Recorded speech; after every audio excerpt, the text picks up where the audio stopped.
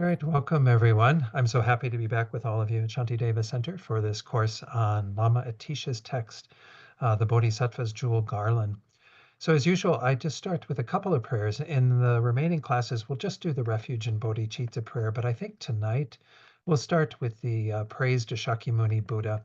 This is a wonderful thing to recite because it reminds us the source of all these teachings, some 2,600 years ago, Buddha Shakyamuni, his amazing qualities, all the attainments that he was able to accomplish, and moreover, reminds us of what we can accomplish, that we can become just like the Buddha and be uh, honored in the same way that we are honoring and praising the Buddha through these words. So we'll recite this tonight 3 times, and as I said in the future classes, we won't do this, but I think it's always nice to start rounded teachings like this by recalling the Buddha. To the founder, the endowed transcendent destroyer, the one gone beyond, the foe destroyer, the completely perfected, fully awakened being, perfect in knowledge and in good conduct, Sugata, knower of the world, supreme guide of human beings to be tamed, teacher of gods and human beings, to you, the completely and fully awakened one, the endowed transcendent destroyer, the glorious conqueror, the subduer from the Shakya clan, I prostrate, make offerings, and go for refuge. To the founder, the endowed transcendent destroyer, the one gone beyond, the foe destroyer, the completely perfected, fully awakened being, perfect in knowledge and in good conduct, Sugata, knower of the world, supreme guide of human beings to be tamed, teacher of gods and human beings, to you, the completely and fully awakened one, the endowed transcendent destroyer, the glorious conqueror, the subduer from the Shakya clan, I prostrate, make offerings, and go for refuge.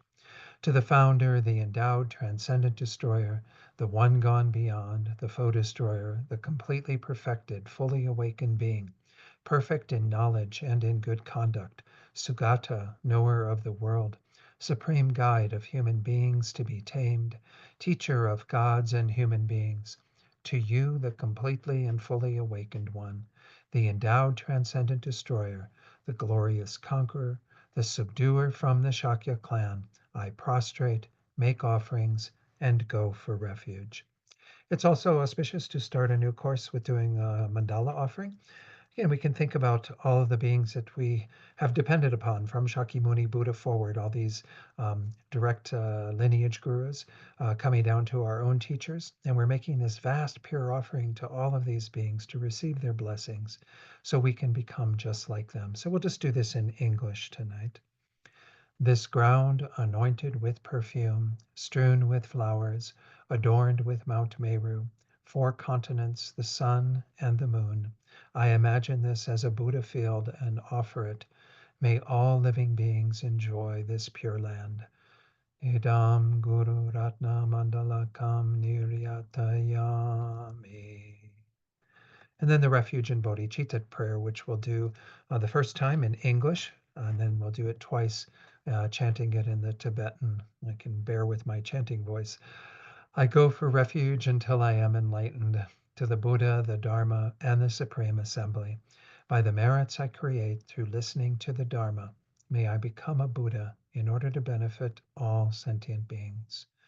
Sangye chodang soki choknam la jangchu bardu dakni kyabsu chi daki chunyen gipe sonam gi dola penchir sangye drupar shog Sangye chodang soki choknam la jangchu bardu dakni kyabsu chi Daki chunyen gipe sonam gi dola penchir sangye duparsho.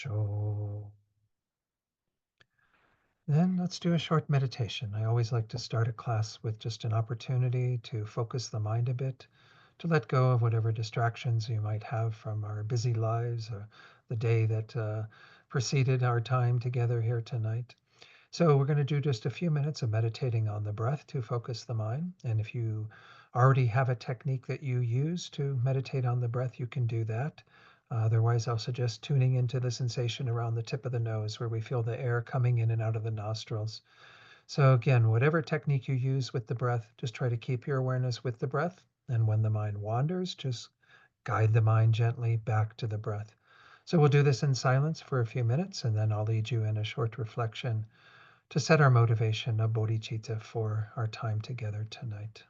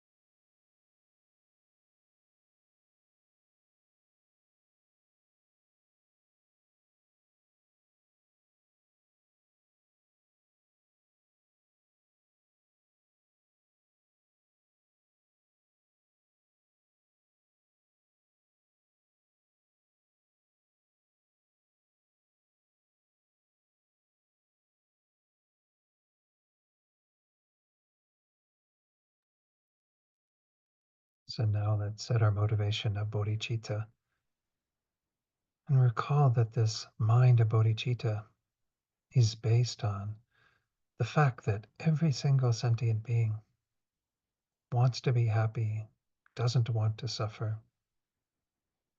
We're no different from those beings. And the Buddha's path leads to attaining true happiness and freedom from suffering. It is the actual means to accomplish what we ourselves desire and what sentient beings want at the deepest level, to find the peace, the happiness, the well-being that they have been trying to find since beginningless time and simply have not yet found the true causes. So we ourselves have met with the Buddha's teachings and know the path that leads to the attainment of our deepest potential and the complete freedom from suffering and the complete development of our states of well-being and happiness that can be achieved. So when we set this motivation, we do it within that understanding that this is helping ourselves and all beings to attain what is driving us at the deepest level, our sincere wish to find the peace, the happiness that will last, will be eternal, and to be free of anything that is unsatisfactory. And we generate the wish to do that first ourselves, attain that state, so that then in the state of Buddhahood, we can lead all beings skillfully to attaining that same state. It's especially important that we generate this motivation of bodhicitta for these teachings. So teachings in the Mahayana on the Bodhisattva's path, how we can accomplish through all these various practices that state of enlightenment and help others to do the same. So generate that thought very deeply in your heart right now, the sincere wish to be of the greatest benefit to all beings by becoming a Buddha ourselves.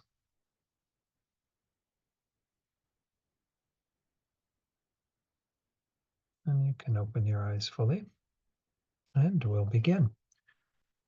So again, thank you for inviting me to teach on this text. I've taught this subject a number of times. I have to admit, I never received any oral transmission of the text or what have you, but it's a very, very short text.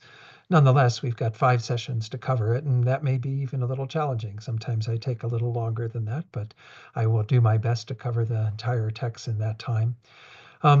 Let me give you an introduction to the text. I think it's always useful to start there so that people are aware of what we are going to be looking at, kind of where the text comes from, the author of the text, and so on. So these are some slides again that I put together. The introduction that I want to do will cover the author of Lama Atisha, talking a bit about him. Won't go into a whole biography of him. There's a wonderful published biography by James B. Apple that you're welcome to peruse if you'd like to know more about Lama Atisha's life. There's also a little bit about the context of these teachings. Where do they fit in the overall path to enlightenment, and having an understanding of that. And then a little bit about the text itself, and even introduce you to a few of the commentaries that I'll be referring to here and there that are published. So again, the very first thing to start with is the author. The author of Atisha, often called Lama Atisha. His full name was Atisha Dipankara Shrejana. He lived in India and went to Tibet for the end of his life, essentially, for the last, I don't know how many years when he came to Tibet and died in Tibet. He lived in India, but he traveled extensively. His story is that he even went all the way to Indonesia, to Sumatra, to seek out teachings on achieving the Bodhisattva's mind of bodhicitta and the practices that are accompanying it. And so we're greatly indebted to Lama Atisha for coming to Tibet about 1,000 years ago and giving us this amazing wealth of teachings. Again, there's much more on his life that I could go into, but I think it's useful just to kind of keep the moving on to the next subject, talk a little bit more about what happened while he was in Tibet. He was asked to, of course, teach on a number of subjects. And one of the main subjects he taught about, which this text is essentially a part of, is what are called the Lojong teachings, which are the primary practices of what is called the Kadam tradition. Kadampas are those who practice in this way. And he began that tradition with his heart disciple, Dontompa, who was a Tibetan master. And they had various followers that came from them, this whole lineage of these amazing Kadam practitioners. I want to talk a little bit about this word Kadam. It actually has 2 words to it, 2 syllables. I'm not an expert or that proficient in Tibetan, but I like to introduce people to the meanings of these things if we're going to throw around these words like Kadam. Ka literally means words, and Dam means practical instruction. So the idea is those who are in the Kadampa lineage see all the words of the Buddha as practical instructions for oneself. This is the idea as we're trying to embrace everything the Buddha taught as something we need to apply to our lives, something we need to generate. And if you look at the Lam Rim, which is one of the crown jewels of what Lama Atisha brought to Tibet, which we continue to practice and rely upon in our path to enlightenment in this tradition, we see that there's an encapsulation of everything that the Buddha taught, putting it all into a very neat format of practical instructions for an individual to go through various stages and levels of development.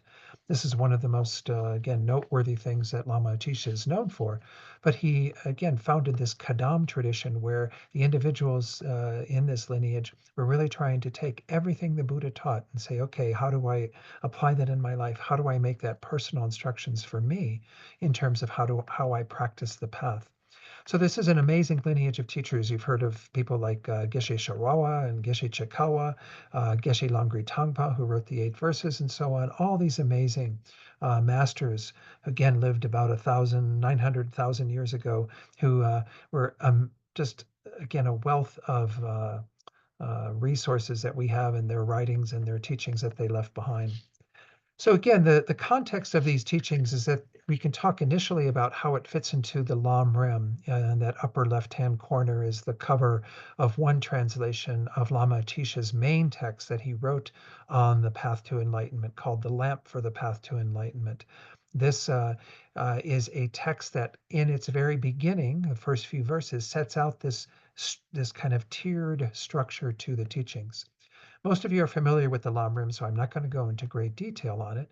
But these words Lam Rim in Tibetan, Lam means path, and Rim has the connotation of gradual stages, the idea being that you move through various levels of development. Venerable Rabina, when she often teaches on this, or when she teaches on this, she often uses the analogy of our school system, right? You might have a young child, is 4 or 5 years old, and eventually you want them to go to university and to get that level of education so they can be successful in our world. But you don't take them at 4 or 5 years old to, Columbia University and set them on the steps and say, here, go sign up for courses and, finish your university degree. You need to go to elementary school first, and then you need to go to more intermediate education in high school, what have you. And then you need to go on to university and maybe even do graduate studies and so on. You have to do it in a gradual way. You can't just expect that you're going to be able to accomplish the more profound and deeper teachings without having developed the simpler ones that support that. It's the same with regard to the path to enlightenment. There are 3 main levels to the Lam Rim. The first is that ground level that helps us to recognize the teachings that we need to rely upon to have more control over the whole process of rebirth that we're engaged in. In Buddhism, we obviously dealing with life after life in this cycle of rebirth we call samsara, and that essentially we have to understand that we can have some control over that process so that we end up in fortunate states like we have currently. The second level of the stages of the path looks at that bigger picture of samsara, and holds the promise of what would it be like if we were actually free from all of that, if we were able to attain the state of nirvana, our own individual liberation from samsara. The third level is the Bodhisattva path, where we go, okay, that's my situation. I can get a good rebirth, or I can get free from samsara. What would it be like if all beings were encompassed in that motivation? If I were to want not just myself, but all beings to attain that more ideal state. So the idea there is that we advance our motivation to include all beings. And we're going to talk a little bit more about bodhicitta tonight in introducing this whole text, because this is really the central practice of bodhisattvas, is to strengthen and cultivate their bodhicitta, the mind that wishes to become a Buddha for the sake of all beings. And that's the third level of the Lam Rim. So essentially, when Lama Atisha came to Tibet, made that arduous journey from India to Tibet, one of the first things they asked him to do was to write a text to help Tibetans practice the Dharma, because the Dharma had been there already for a number of centuries, but it had kind of declined to some degree. So he wrote the Lam Rim as a structure for people of Tibet to practice the Dharma, and it's equally relevant to us as Westerners to also adopt a pathway that leads to enlightenment. So again, that's the main text that Lama Atisha is known for, and the teachings we're going to look at fit neatly into that third level, the Bodhisattva's path. In addition, he is also known for bringing the teachings that have come to be known as Lojong. Lojong is translated generally as mind training or mind transformation.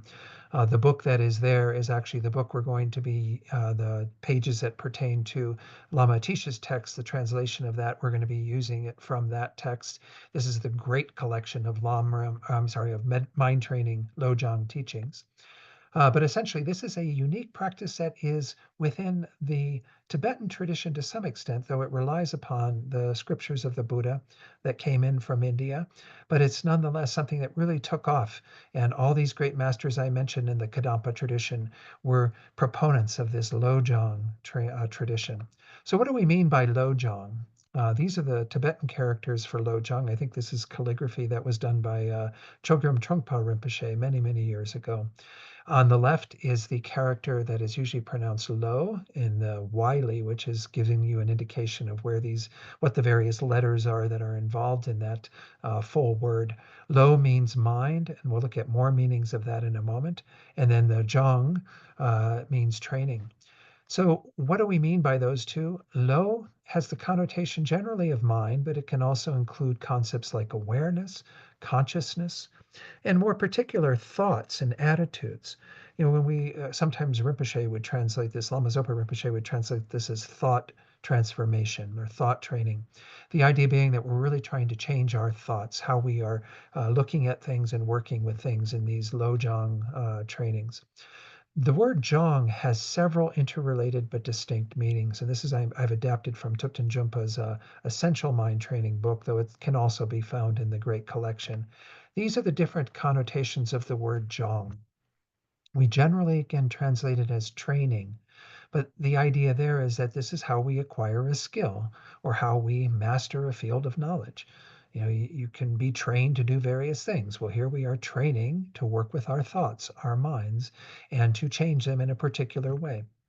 The second connotation is that of habituation or familiarization with specific ways of being and thinking. So Jong also has that connotation of becoming more familiar with how we are in our daily thoughts and interacting with the world and so on. The third connotation has to do with cultivation, developing specific mental qualities such as universal compassion or bodhicitta, the awakening mind, as it's sometimes referred to. So again, this is the idea here too within Lojong, is that it's very much supporting how we generate the thought of bodhicitta and strengthen it so that everything we meet, we accompany it with that motivation of bodhicitta.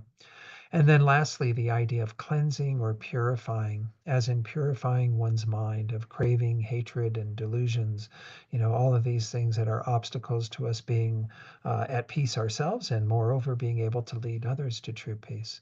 So there's a lot of different connotations to the word Jong, and they can all be adapted to some degree in regard to this phrase of Lojong.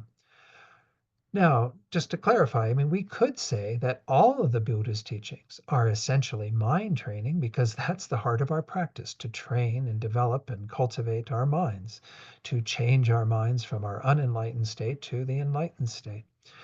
And, that's in a very general way we can say that, but the use of this term, particularly here in this context, refers more specifically to a lineage of extraordinary teachings that are designed to help us to use whatever we meet to awaken fully.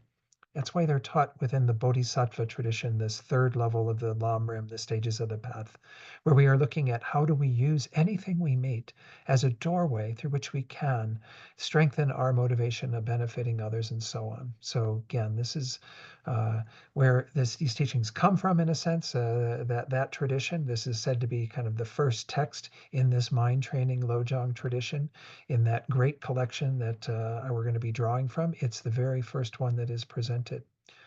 So the genre of Buddhist literature that's come to be called mind training or Lojong encompasses specific approaches for cultivating bodhicitta, the altruistic aspiration to seek full awakening for the benefit of all beings.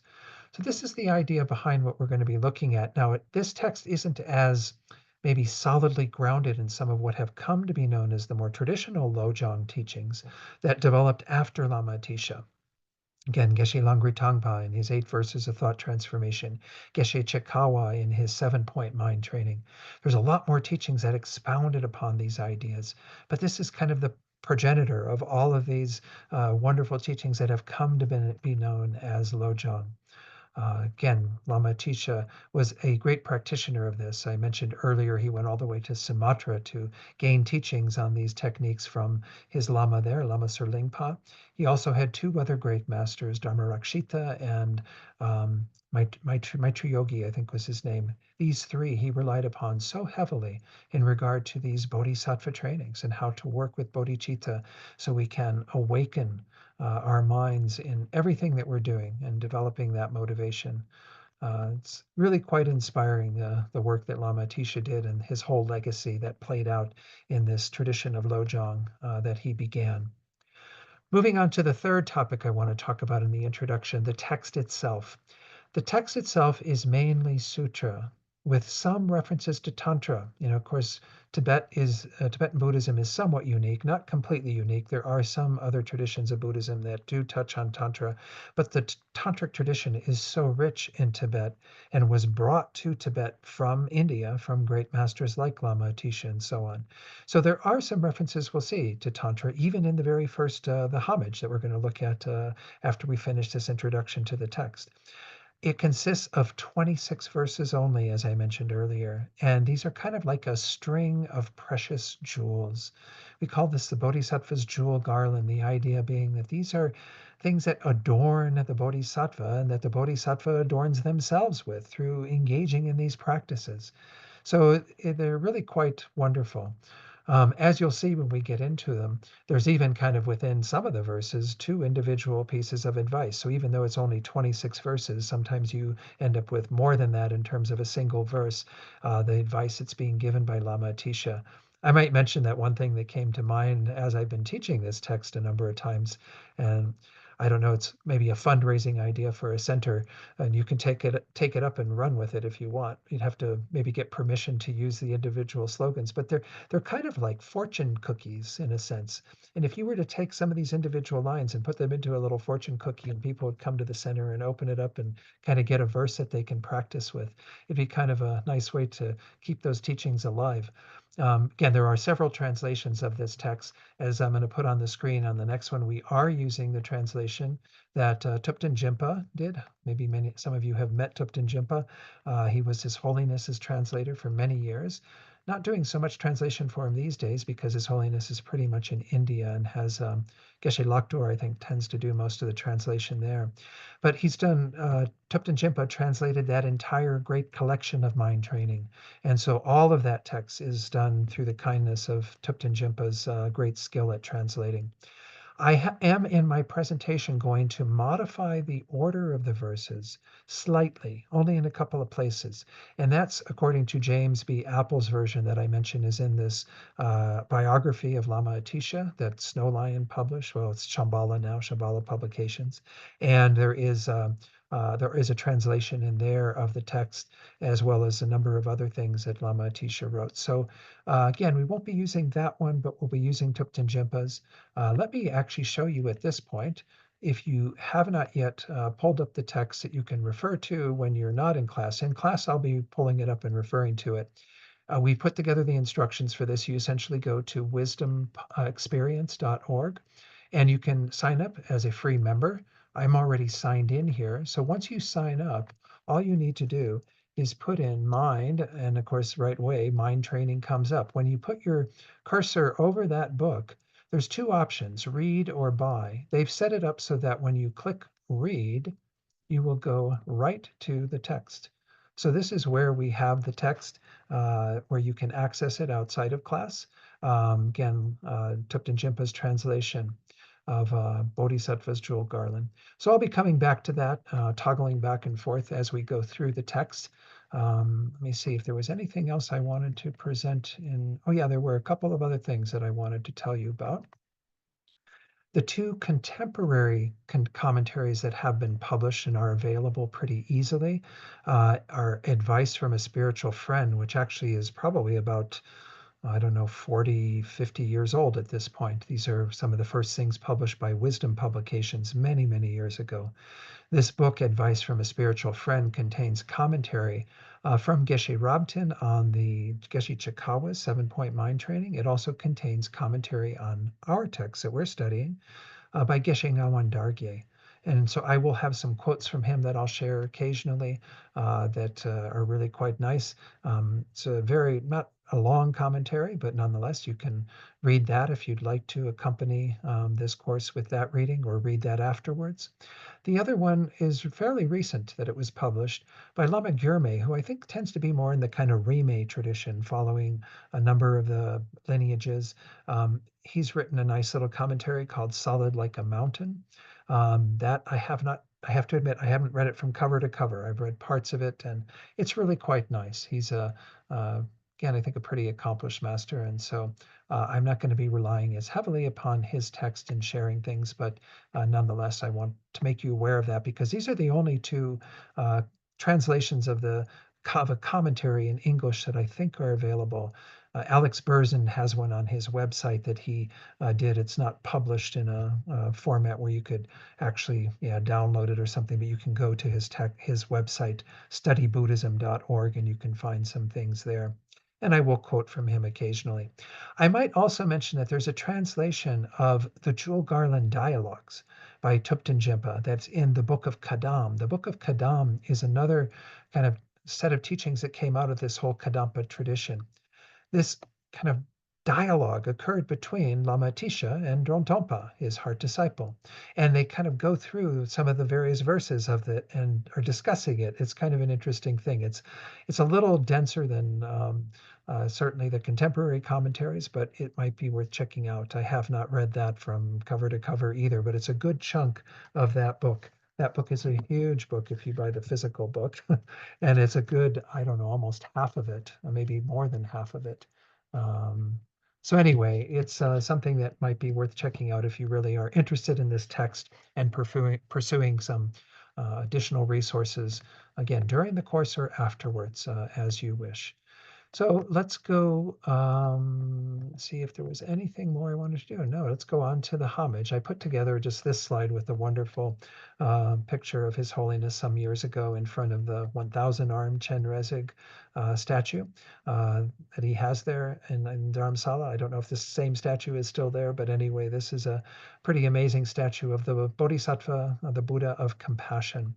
So that's particularly relevant, both having His Holiness and that Buddha of compassion, because they are two of the objects of homage that are in the very first verse.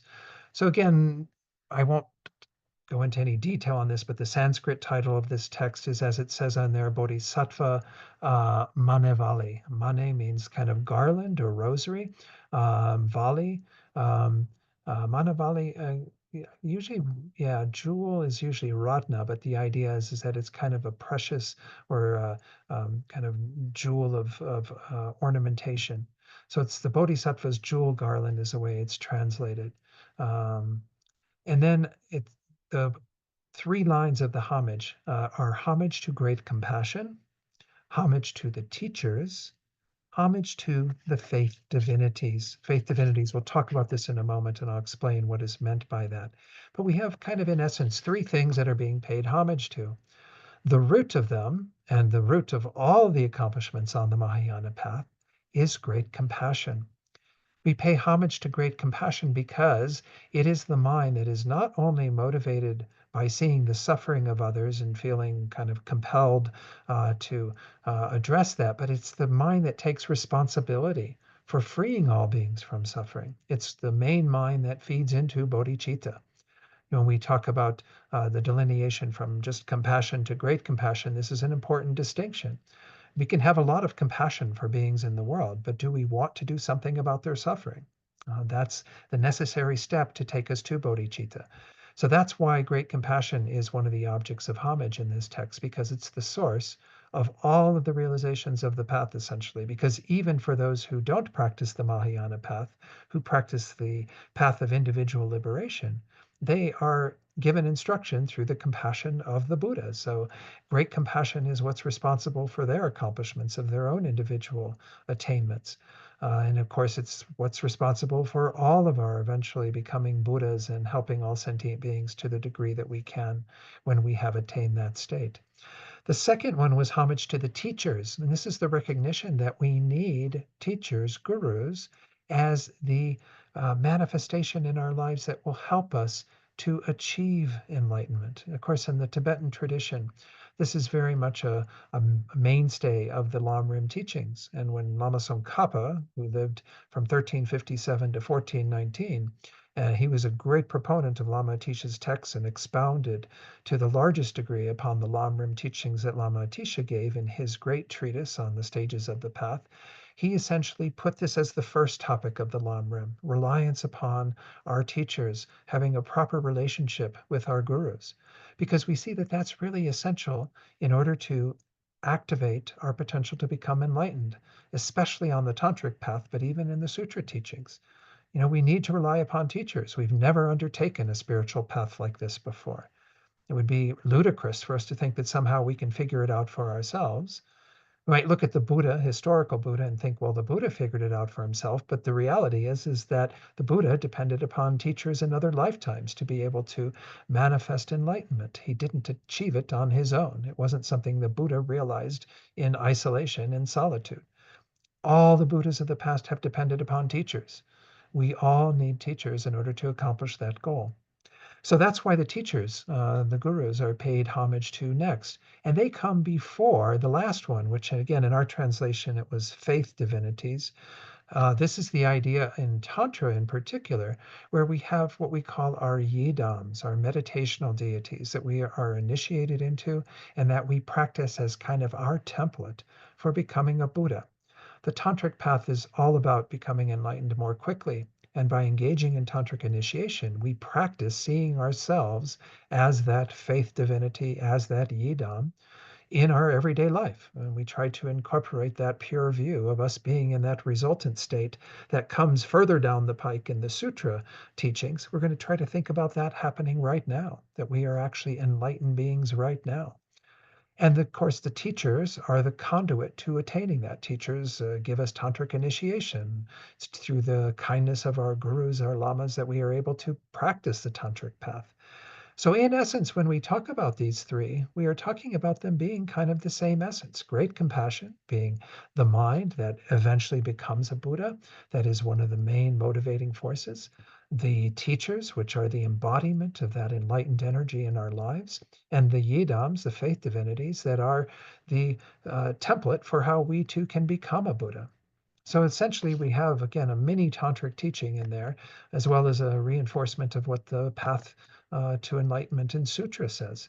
So let me just say a little bit more about this from some of the oral commentary that Alex Berzin has given on this text, which again, you can find at his website, studybuddhism.org. It says, Atisha also adds that final line, I make prostration to the Buddha figures. This is his translation of that, faith divinities.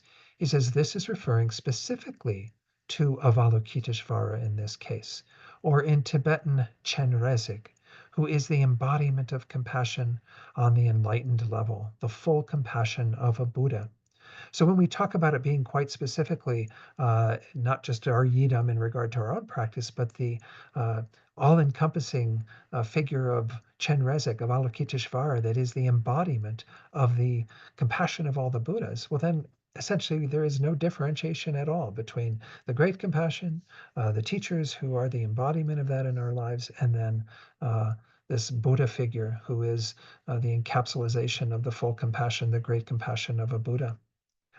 He goes on to say, it's quite significant that Atisha mentions the gurus first before, whoops, I'm sorry, I don't know how I hit that, mentions the gurus first before the Buddha figures, or again, we call those yidams in Tibetan. He does so because, as is always said, it's through the teachers that one is able to have contact with these Buddha figures. And again, especially through the tantric path, that one is able to be initiated into the practice of these amazing beings that we can become. Whoops, sorry, keep kind of hitting it twice. We're going to go on now to the first verse. And the first verse I am going to divide up into two parts.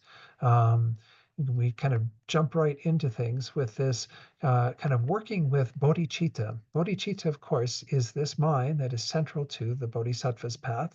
And even when bodhisattvas engage in the other levels of the stages of the path, they're doing so with that motivation, not to just attain a good rebirth, not to just attain their own liberation, but to attain that greatest goal, the goal of complete enlightenment. So we see in the first two lines of this that Lama Atisha is telling us to kind of make sure that we get rid of anything that is an obstacle to our developing this mind. And he goes on to do that a little bit more with the second part of this. But the first two lines are discard all lingering doubts, and we'll look at that in a moment, what that's referring to, and strive with dedication in your practice, specifically the practice of the Bodhisattva path.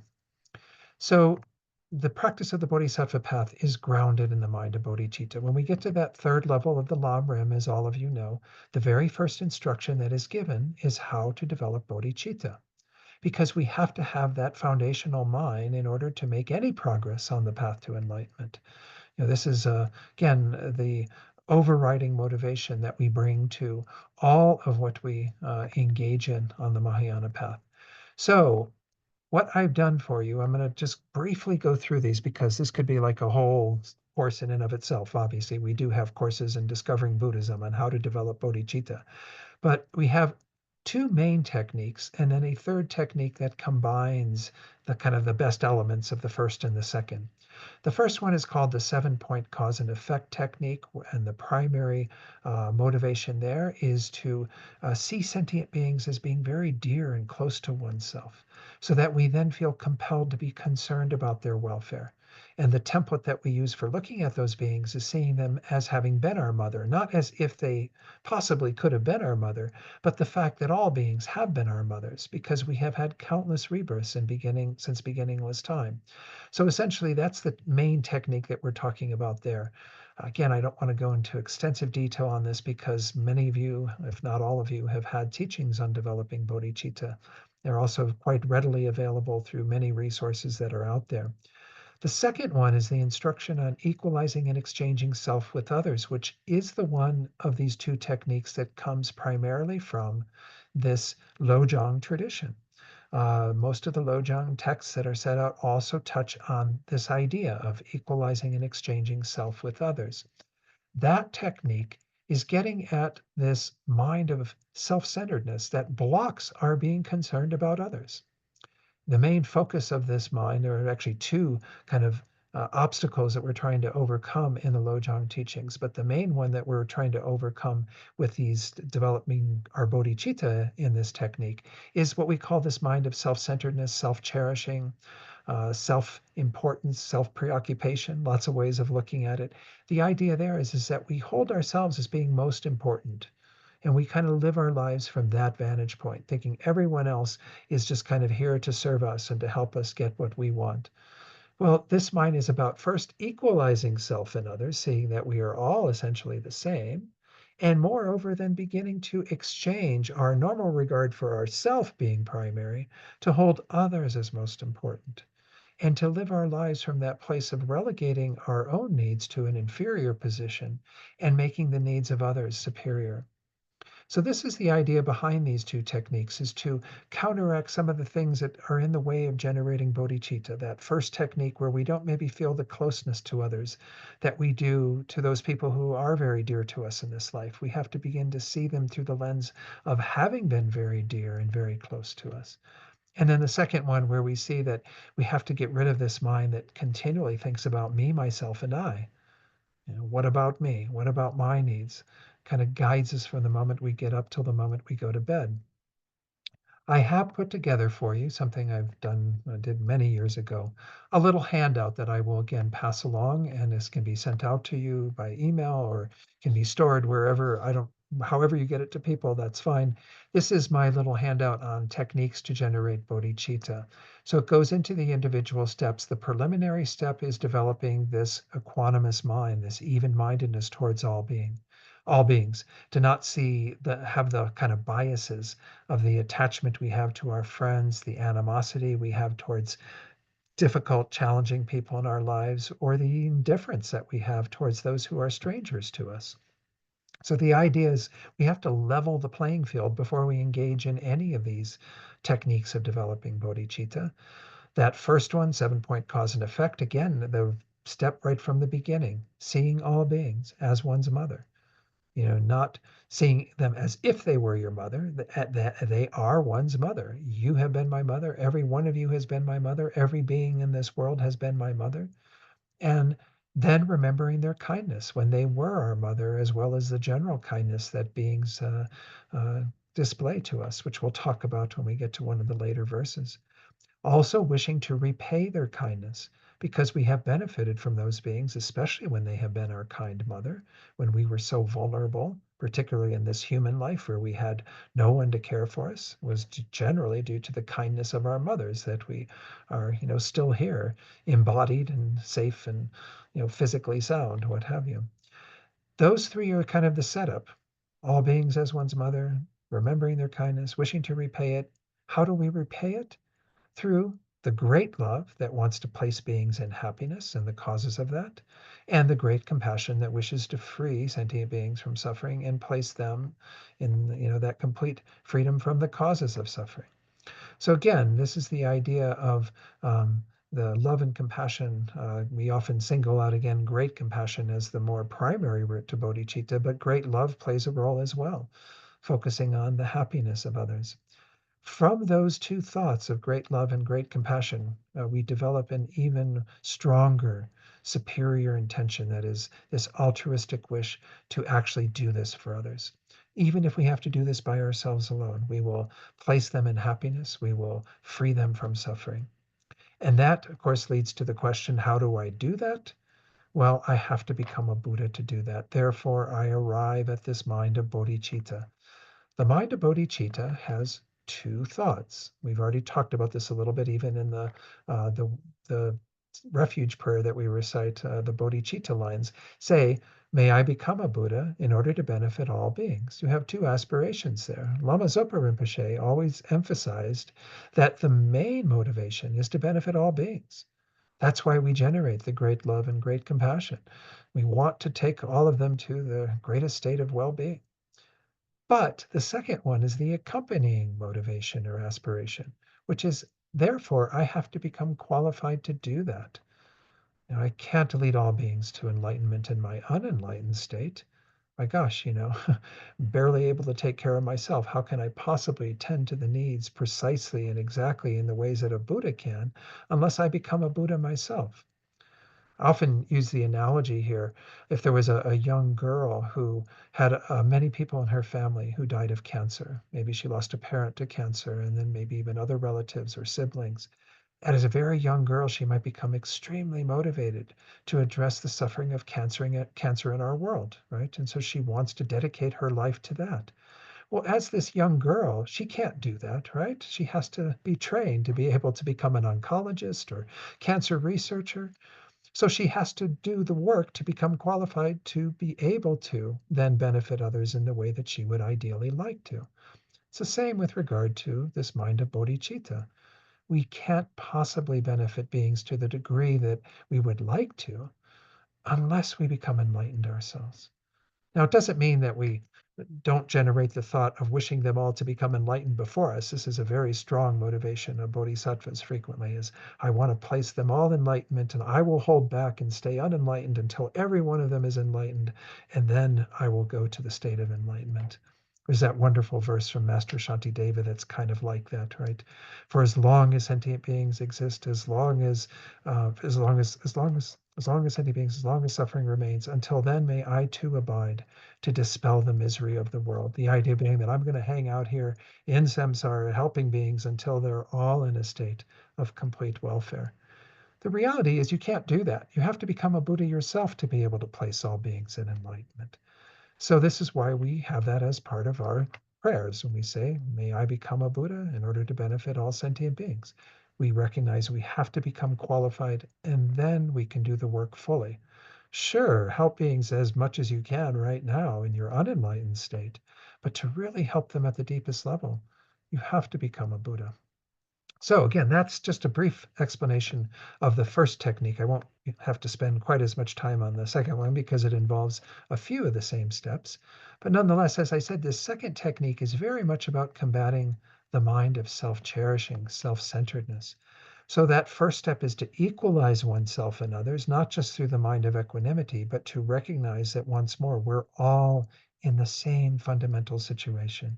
There's no difference between my desire for happiness and to be free from suffering than any other beings. So why do I hold my happiness and my not suffering more importantly than others? That kind of already once more puts us on the same level, equalizes oneself and others. The rest of the steps are about exchanging self with others, as I mentioned earlier, to hold others more dear and to relegate oneself to a more inferior position. So we do that by the next two steps, contemplating the shortcomings of following self-cherishing, the advantages of cherishing others. Karmically, we see that every time we follow the mind of self-centeredness, we get in trouble, right? We don't create good actions that result in good results. We're going to touch on karma shortly. I think it's the fifth verse where we talk a little bit about karma and the fundamentals of practicing according to the law of karma.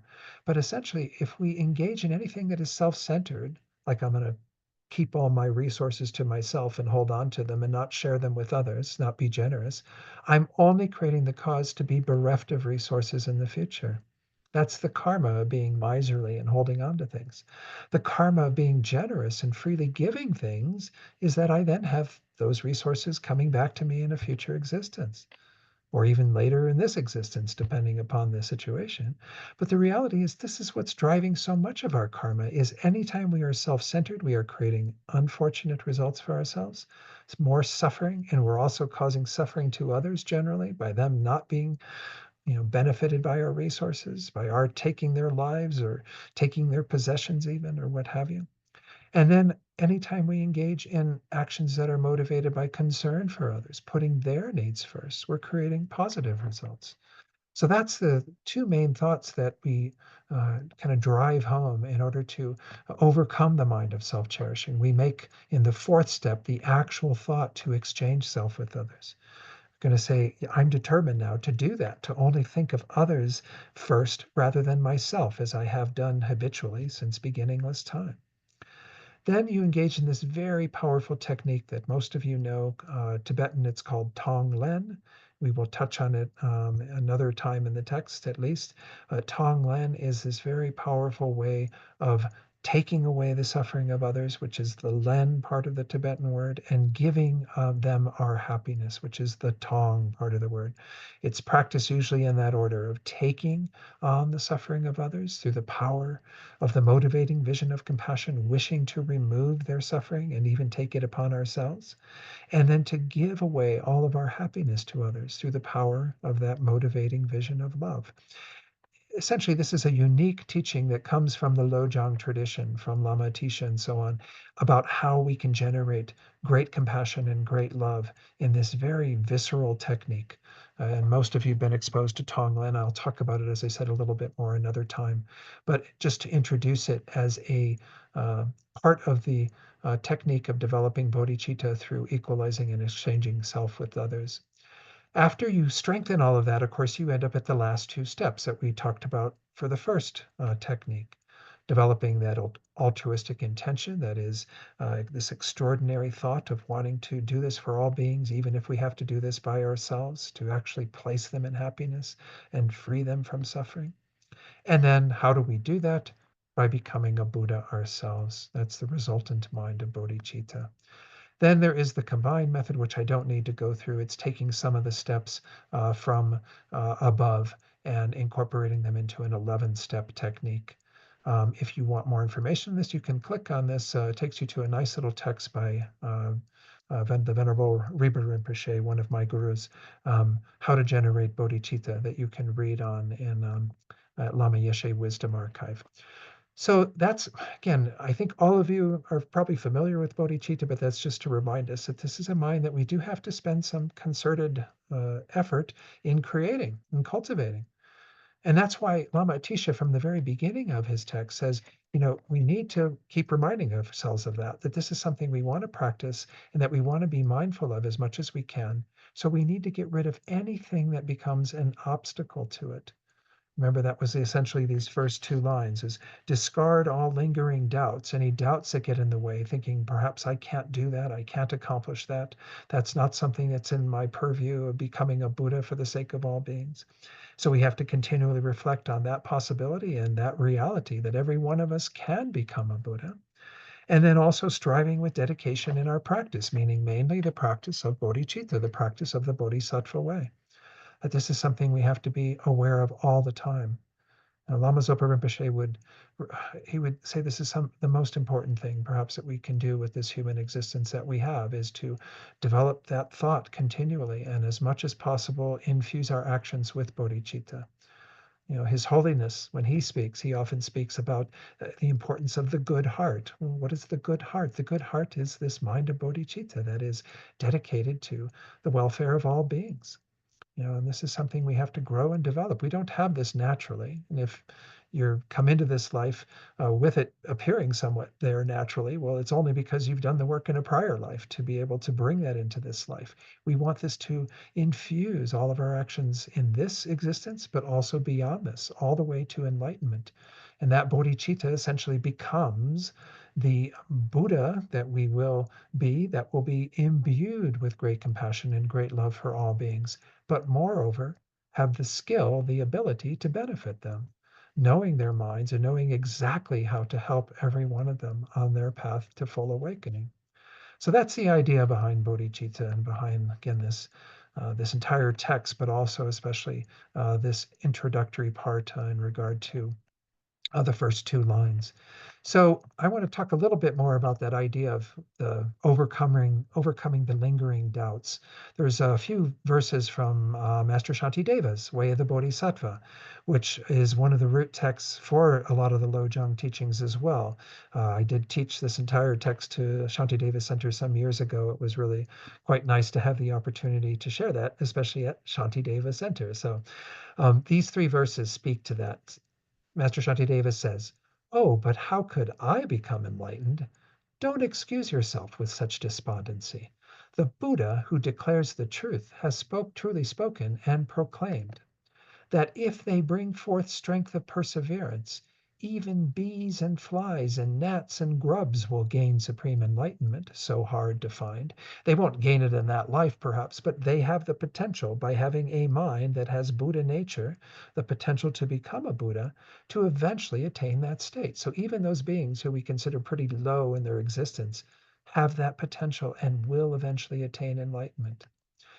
And if by birth and lineage of humankind I'm able to distinguish good from ill, and do not leave aside the bodhisattva deeds, why should I not attain the state of Buddhahood?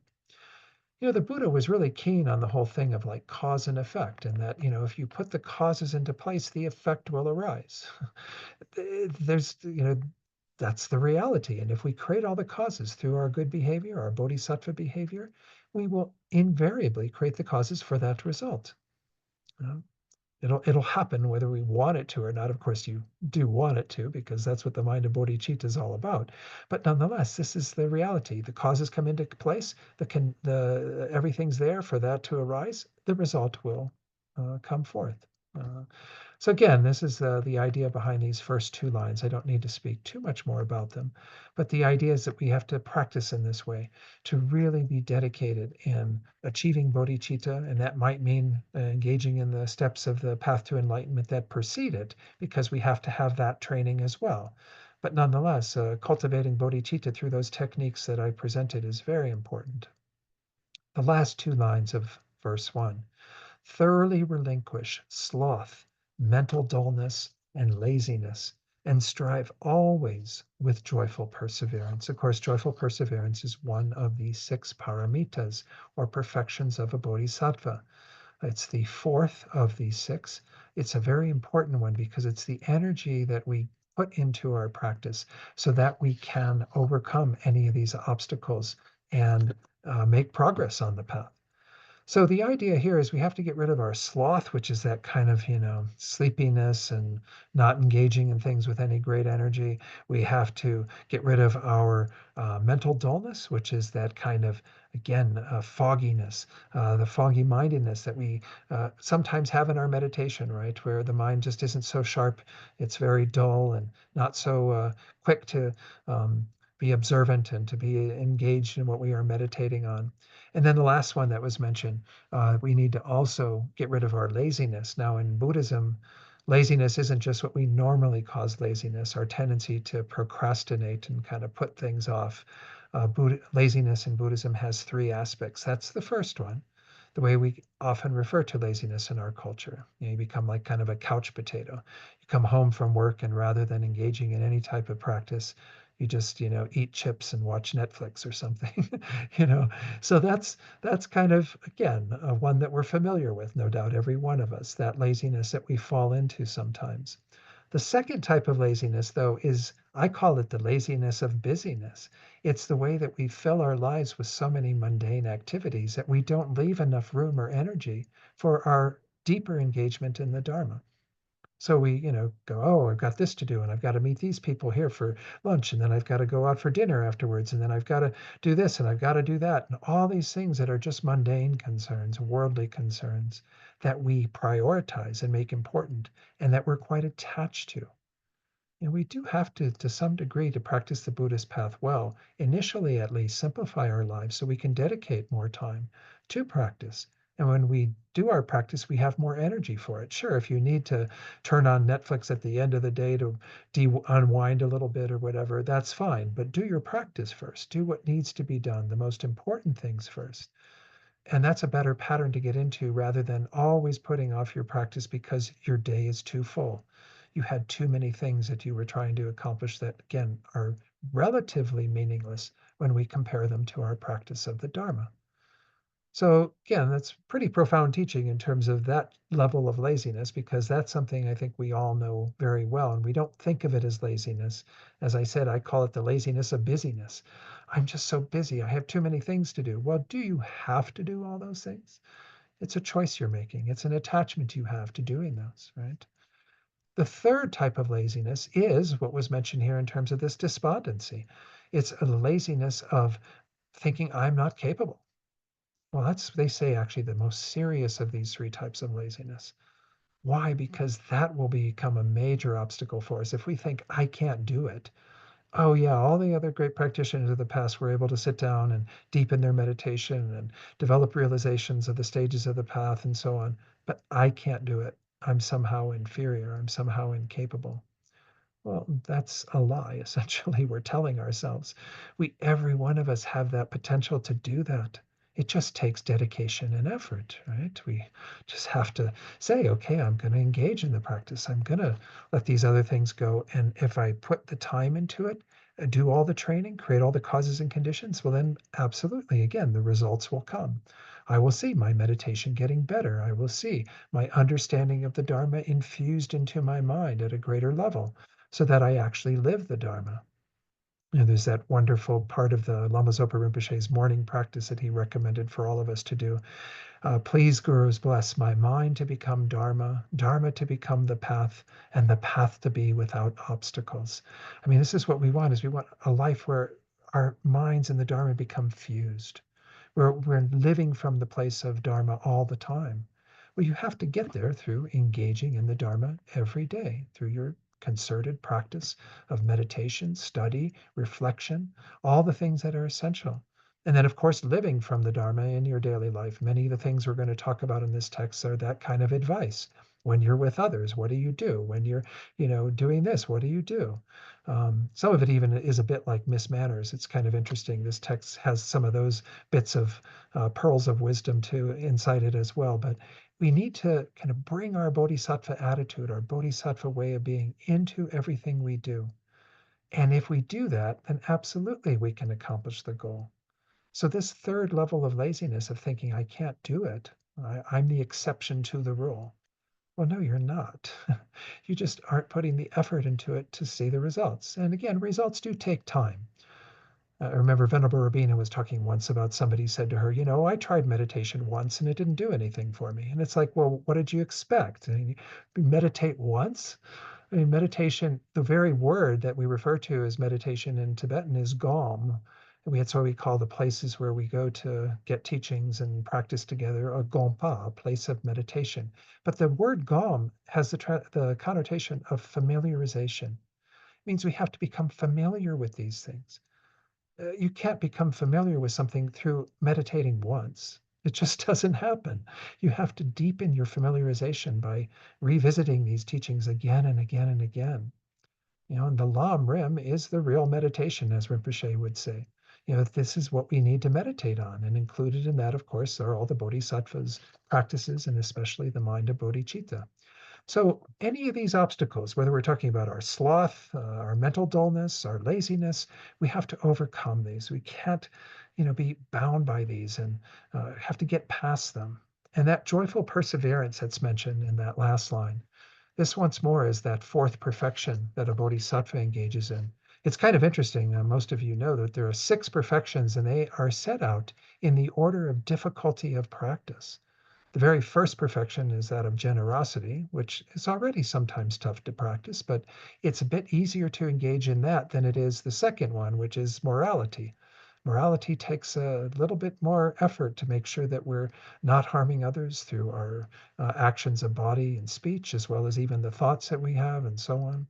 The third level is the level of patience. The perfection of that mind is much more challenging because you see, I mean, look at the world we live in and how many things can annoy us, irritate us about what's happening politically, what's happening in our personal lives, perhaps, whatever.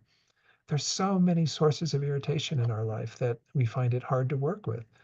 The fourth one is this mind of joyous effort. It's kind of interesting. That's harder than patience. I mean, but nonetheless, it's said to be something that really takes a great deal of energy to sustain our practice, and to be able to have that kind of joyous enthusiasm for continuing to do this day in and day out. Many of us have been around the Dharma for a number of decades. That's really just a drop in the bucket compared to the countless eons we've spent in samsara. So we need to be, again, somewhat patient ourselves, but just keep doing the work, keep putting the effort in, doing it joyously.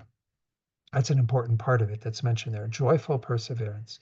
It's not drudgery. It's not like, oh, I have to practice again. I can't I have to, read this book. I have to meditate. I have to do this. I have to do that. We should be like, oh, I get to meditate. Oh, it's time for me to have some fun reading the Dharma or whatever. We have to change our attitude.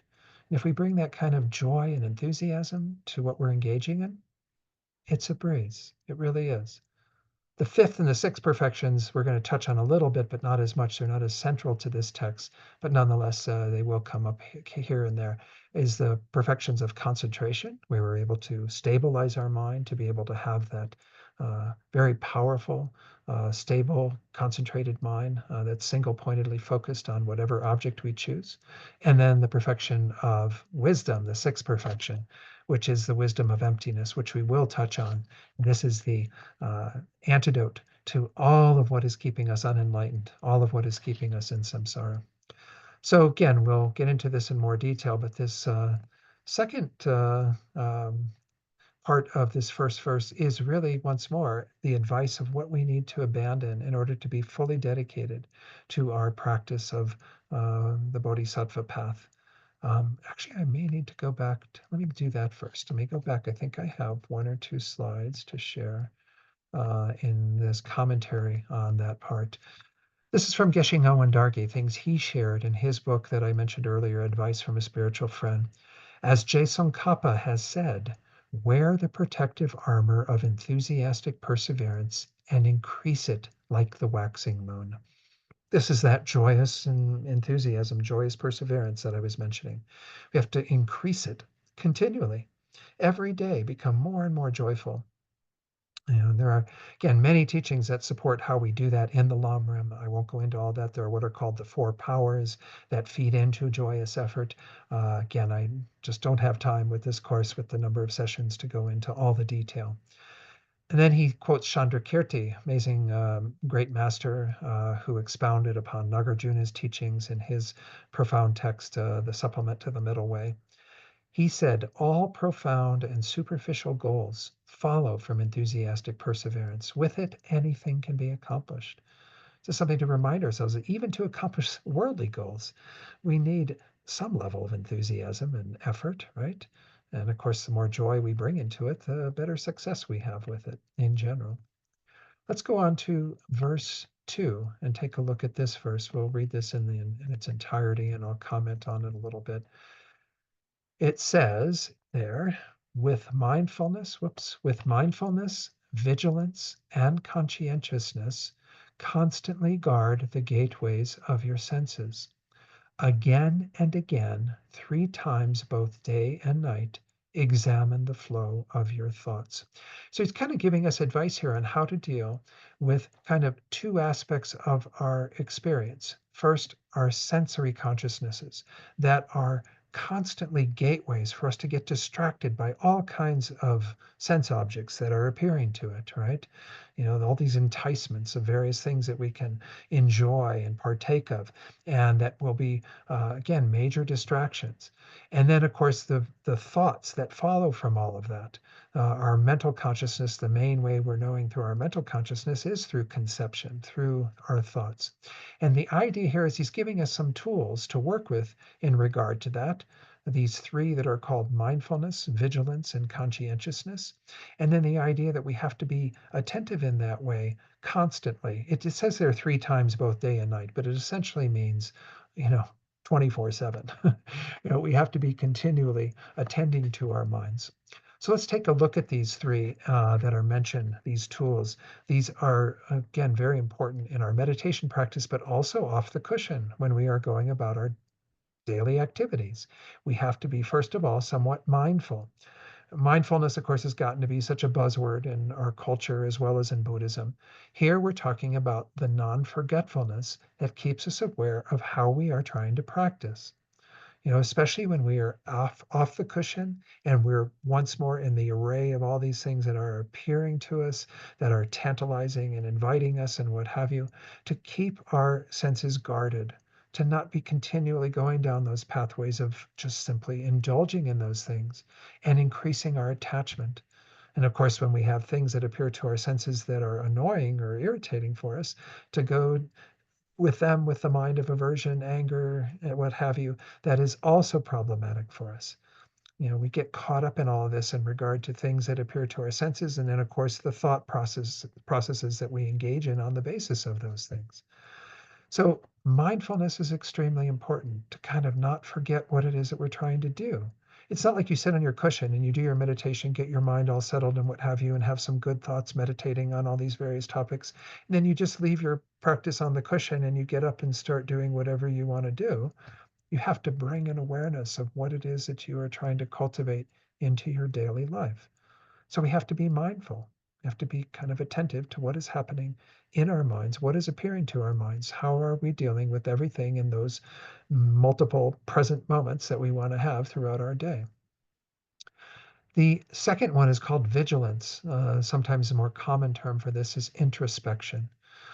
Introspection or vigilance is this, they describe it as kind of like a spy in the corner of your mind that checks in. I encouraged you to have that vigilance when we did the breathing meditation at the beginning of class, right? I said, occasionally you check in, and if you have wandered away from the breath, well, then you bring the mind back to the breath. When your mind is attentive to the breath, you have mindfulness. When it wanders away and you've lost it, it's vigilance that sees that and goes, you're not on the breath, and then you restore your mindfulness. You don't want to, of course, have the introspection, the vigilance there all the time because it becomes annoying. It's like when you were a kid and doing your homework and your parents were hovering over your shoulder, right? It's like, back off, mom, back off, dad, I can do it. So, occasionally we do need to check in though, because especially as beginning meditators, we're not going to always be doing the instruction. We're not going to always have the mindfulness of the object. And when we're out in our daily life, we're probably going to have even less mindfulness. And we're going to be challenged all the time by where our mind's wandering to what various objects that are appearing. So we need to have this introspection that is looking at what's happening and correcting things on the basis of that. So the introspection or vigilance is that awareness that sees what is happening. These two are really key. Master Shantideva emphasized these in his fourth chapter of the Bodhisattva way of life. And I'll have some quote from that in a moment. The third one is conscientiousness, which he has in that's the title, I think, of the fifth chapter. I'm pretty sure I have the numbers of those correct. But conscientiousness is kind of this the root of conscience is there, right? I think of this as like Jiminy Cricket in the Pinocchio story, right? Let your conscience be your guide. Well, we have to have some driving force that is our conscience, our conscientiousness about how we want to live our lives. So when we are mindful of what we are doing and how that is playing out, we keep a check on things through our vigilance, and we have that conscientiousness that keeps driving us forward in a positive way throughout our lives. We have amazing tools to help change our minds on the cushion, but moreover off the cushion, because that's equally important. That's where once more, when I was talking about the laziness of being busy with all of our lives, well, it doesn't mean that you can't bring some awareness into those busy periods of your life and doing these mundane things. Absolutely, you can. But initially, it's most important to have at least some time that we are calming the mind and dedicating our time to deepening our awareness, our tools of mindfulness and vigilance and so on, so that when we get up off the cushion, we have something to work with. So the idea here is that practicing the Dharma means being attentive to your mind, whether you're on the cushion or off the cushion. But it does take some skill to be able to do that. So once more, these are again things that we need to have in place to overcome any kind of flightiness of our mind, any distraction that we have, particularly to sense objects, but also being attentive to the thoughts that are arising, often on the basis of sense objects or other ideas and things that we are entertaining ourselves with during our day. There's going to be a verse coming up very shortly about the tendency that we have to get into judging other people. Well, those are thoughts that are really disastrous for us, right? Because immediately we're going into a place of kind of defining somebody on the basis of some fiction we've created. And so our thoughts are really powerful. It's through our thoughts that we make our worlds, essentially. Our experiences are a product of our thoughts. And so we have to be very attentive to our thoughts. It said there, as I mentioned, it said again and again, three times each day and night, check your thoughts, examine the flow of your thoughts. Well, again, you have to do it more than that. You can't just say, okay, I'm going to try three times in the morning, three times in the evening or something. No, I mean, our thoughts are there as like this parade throughout our day.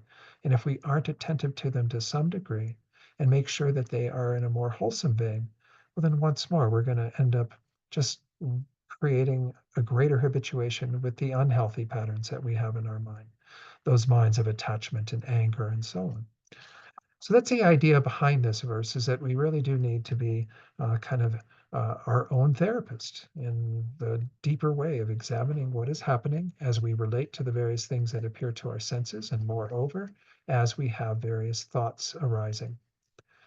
I think I may have had it wrong then. Yeah, this is chapter 5 that begins with guarding alertness, I think is the chapter where he talks about mindfulness and guarding alertness. Sorry about that. Anyway, it's been a while since I taught on Shantideva. I think the last time was when I taught for all of you. That was quite some time ago, but let's go through this verse. It's the very first verse of the 5th chapter.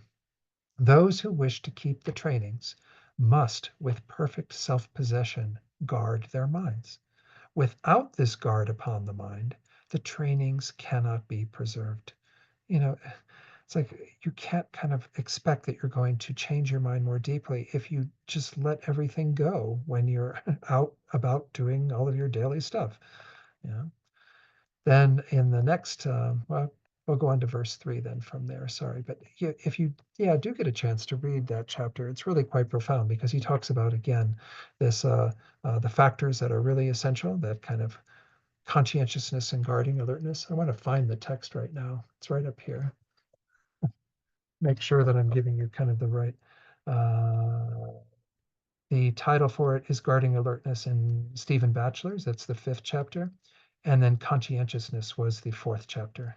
And in that chapter on guarding alertness, he does talk about both mindfulness and introspection and the importance of these two.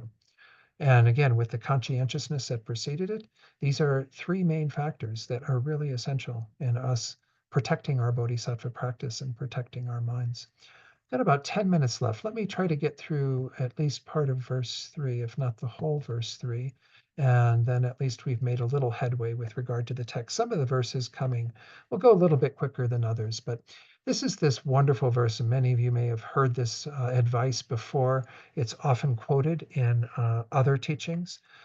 The first two parts of it reveal your own shortcomings. So we're talking about our shortcomings or faults here, but do not seek out others' errors. Don't look for their faults. That's what I mentioned just a short while ago, that judgmental mind that is constantly looking at others and picking apart, who they are, trying to find their faults. And we often do that because it makes us feel better about ourselves, right? Of course, this is a really horrible practice to be involved in. And all my teachers have said that if you can see the faults of others, well, that means you have them yourself. So you should be using it more as a mirror rather than as a way of trying to pick others apart. The next two have to do with the good qualities. So we looked at the shortcomings. Well, what's the advice on good qualities? Conceal your own good qualities, but proclaim those of others. So we don't reveal our good qualities so easily. We also try to be free with admitting our faults, admitting our own shortcomings. When it comes to others, though, we don't try to reveal their shortcomings. We try to let that go, not be so attentive to that, and rather proclaim their good qualities. It's wonderful advice about how to be with others and kind of fits in with the Bodhisattva vows. I think quite a few of you have probably taken the Bodhisattva vows. The very first of the 18 root downfalls is to avoid praising oneself and belittling others out of attachment to wealth or gain or fame, what have you. Well, this is an important thing to be aware of is, praising ourselves, putting our own qualities and ourselves upon a pedestal is really evidence of our own conceit, our own pride. There's really no great benefit to it. There might be times where we might need to reveal things about ourselves because people need to have that knowledge for whatever reason, and we're not doing it in a boastful way. And that may be fine. People often ask when I teach on the Bodhisattva vows, well, what if I go to a job interview and they ask me to speak to my own good qualities or whatever? Well, in that context, you can do so, and you can do it without a boastful mind. You can say, oh, this is information this person is needing from me, and I can gladly give it. But you don't do it with this full of yourself mentality where you're just constantly talking about, oh, I'm this and I'm that, and I have this and I have that. And certainly you don't want to do this in regard to your spiritual accomplishments. That's why, all of our masters are just so humble in terms of not talking about themselves in that way at all, right? And they gladly reveal their faults. I remember I saw a clip of His Holiness the Dalai Lama when he was teaching, and he had something that was in his mind that he was trying to say, and the translator was saying, no, it's something else. And eventually he got, oh, you're right, it is something else. And then he laughed at himself and just like freely admitted that, oh, he'd made an error, he'd made a mistake. We have to be the same way. We have to be willing to admit that, yes, we were wrong. No problem. Wrong a lot, don't have to be reminded of that. I definitely have that same trait that most of us have of, having mistakes, doing things wrong at times. So this is the idea behind it. When it comes to others, though, of course, again, we want to be very much not pointing out their faults and picking them apart and doing things that are hurtful to them in terms of their own view of themselves and so on.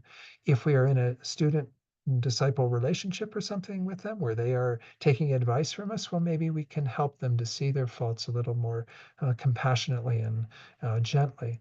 But the idea here is we don't certainly do that in public. We don't certainly kind of make an example of them and what have you. And when they do have good qualities that we identify and that we see, we gladly, take notice of that and do that again, even in public, to where people can feel good about the things that they've done. Maybe not, again, get to that level of pride. So I just wanted to share a few quotes and then we'll end for tonight, see if there's any questions. From Geshe Ngawang Dargye, he said that Dromtonpa, again Atisha's closest Tibetan disciple, said, "If you can see your own faults and never look for those of others, then even though you may have no other good qualities, you are very wise." That's a pretty major accomplishment, to be able to see and recognize our own faults and never look for those of others. Again, if we do happen to see the faults of others, maybe, as I said earlier, use it as a mirror. And then Jason Kappa has said, your own attainments and insight should be like a butter lamp burning inside a vase. It illuminates the interior, but is not displayed outwardly. We don't need to display our qualities to others. We don't need to brag and boast about what we've done and what we've realized or whatever the case might be. And then finally, one little quote from Lama Gyurme, again, that other commentary that's contemporary.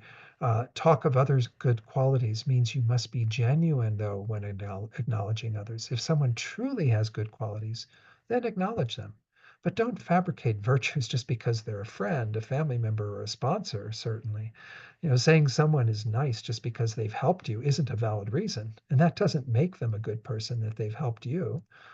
Many drug dealers and killers are good to their own families, but that doesn't make them good people. To genuinely recognize someone's goodness, observe whether they help not only you, but others as well. Don't invent qualities that don't exist. Making up positive traits in someone is dishonest. So I think we have to keep that in mind, is that when it's telling us to, praise the good qualities of others, well, don't make that into something where there's some ulterior motive for doing that, and certainly don't make it dishonest, where we are saying things about others that are actually not true. So so anyway, that's a wonderful little bit of advice that maybe you can work with over the next week, as well as just meditating on bodhicitta. Again, each one of these little verses has some pith instructions that are really quite beneficial. It's kind of hard to do them all in the course of 5 sessions and be able to put the proper practice into them.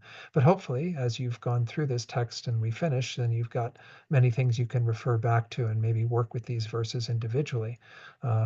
Day in and day out for some time, and then take another one and what have you, kind of adorning your bodhisattva practice with each of these bits of advice. So, any final questions or comments on tonight? Anything I covered that needs more attention, or?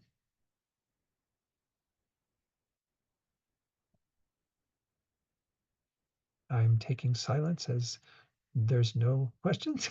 So, all right. Well, then let's go ahead and do our dedication prayers.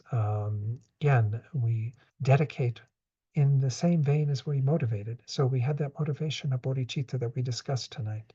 So now we are dedicating for that result.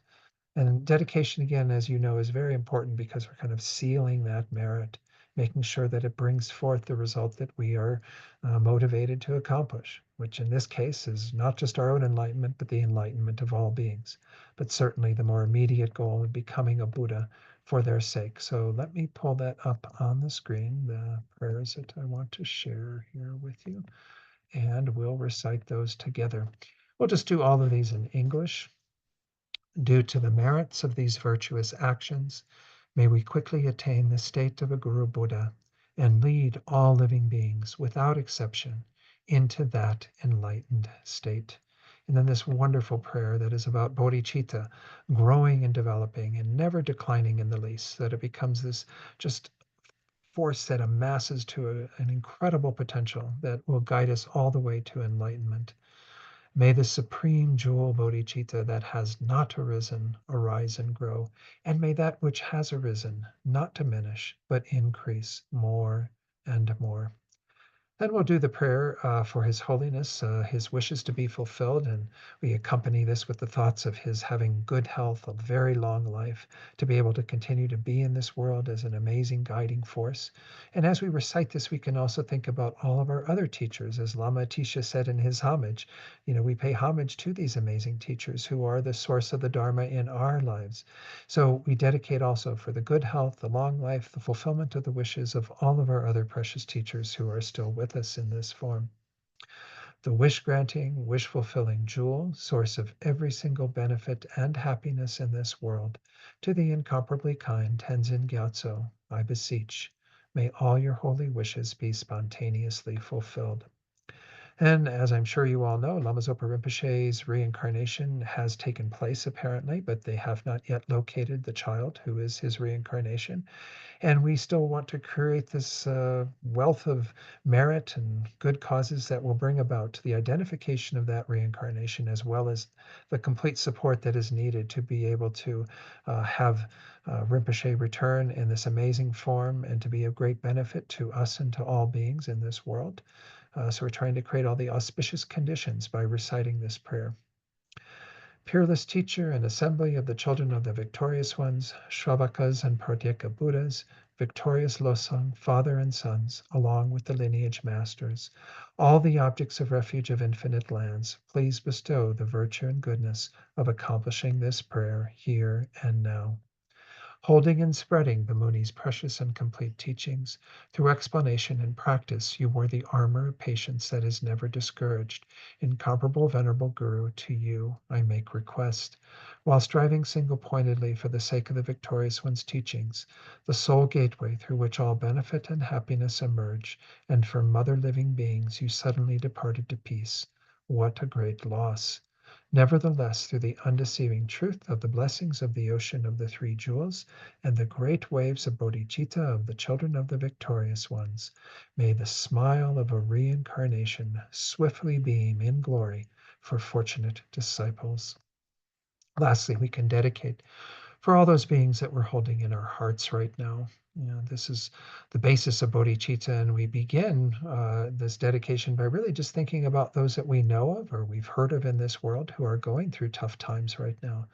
Parts of the world where there's great strife and war and famine and what have you, as well as individuals that we know who are experiencing illness or obstacles, who are dying, or even those that we know who have died recently. And we send this positive energy out quite specifically to these beings first, because our heart is already very open to them and think that they benefit by having their suffering removed immediately and all the causes and conditions for them to be able to attain true peace and happiness. And then we conclude with the thought, and may all beings have these same results through what we have done here together tonight. Thank you all. And I might mention I also will do a kind of PDF of these slides that I will pass along. So that and the handout on bodhicitta. So you will have those to refer to if you want to. And I will do that for each of these classes, any other handouts that I have, as well as the slides. So you can refer to those. But thank you all for joining tonight. Thank you all at Shantideva, Sheila, Sneh, Sunny, everyone who supports Shantideva Center in terms of the work that you do. I really appreciate the opportunity to share the Dharma with all of you again. So I'll look forward to seeing you next Tuesday. Have a good week of practice. Thank you, Don. Thank you again, Thank you, Don. Don. Very Thank you, welcome. Don. Thank you, you. everybody. Okay, Thank you, be well everyone. now. Bye. All right, Next bye-bye. week.